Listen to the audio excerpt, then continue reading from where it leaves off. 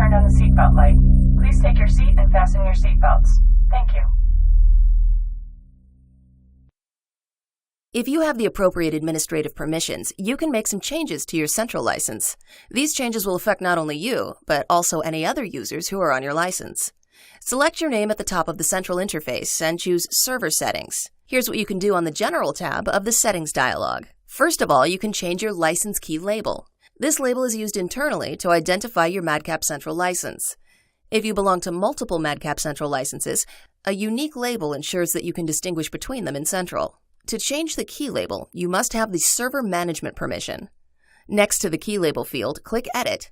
Type a new label and click Save. You should then see the change at the top of the central interface. Also, on the General tab, you can purchase additional seats for authors and subject matter experts. In addition, you can buy storage space for your license. To purchase more seats or storage, you must have the purchasing permission. Click either Buy Seats or Buy Space. Any of these buttons will open the purchasing dialog. From here, you can add a credit card and select the number of seats or amount of space you want to purchase.